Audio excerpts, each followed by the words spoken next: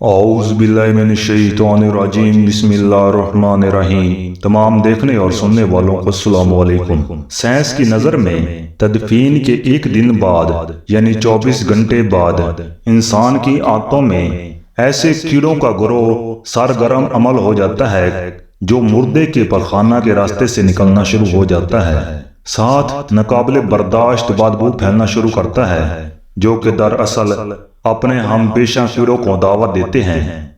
یہ اعلان ہوتے ہی بچھو اور تمام کیڑے مکوڑے انسان کے جسم کی طرف حرکت کرنا شروع کر دیتے ہیں اور انسان کا گوشت کھانا شروع کر دیتے ہیں۔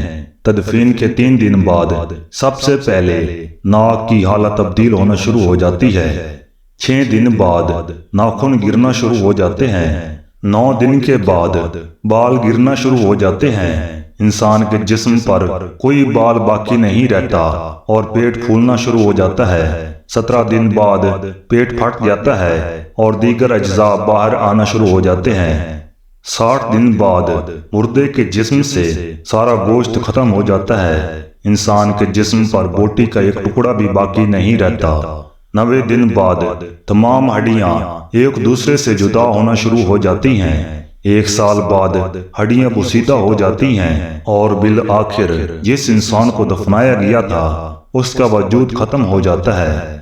تو میرے عزیز دوستوں، غرور، تکبر، حرص، لالچ، گھمنڈ، دشمنی، حسد، بغض، جلن، عزت، وقار، نام، عہدہ، بادشاہی، یہ سب کہاں جاتا ہے؟ سب کچھ خاک میں مل جاتا ہے۔ انسان کی حیثیت کیا ہے؟ مٹی سے بنا ہے، مٹی میں دفن ہو کر مٹی ہو جاتا ہے۔ 5 یا 6 فٹ کا انسان قبر میں جا کر بے نام و نشان ہو جاتا ہے۔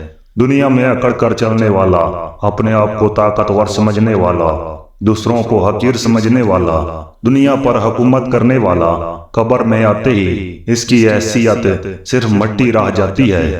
لہٰذا انسان کو اپنی ابدی اور ہمیشہ کی زندگی کو خوبصورت اور پرسکون بنانے کے لیے ہر لمحہ فکر کرنی چاہیے، اللہ کو یاد کرنا چاہیے، ہر نیک عمل اور عبادت میں اخلاص پیدا کرنا چاہیے اور خاتمہ بالخیر کی دعا کرنی چاہیے۔ اللہ تعالیٰ مجھے اور آپ سب کو اچھے اعمال کی توفیق عطا فرمائے اور ہمارا خاتمہ ایمان پر کرے اور کلمہ طیبہ نصیب کرے، آمین۔ اگر آپ کو ویڈیو اچھی لگی ہے تو ویڈیو کو لائک کریں اور ہمارا چینل سبسکرائب کریں۔ شکریہ۔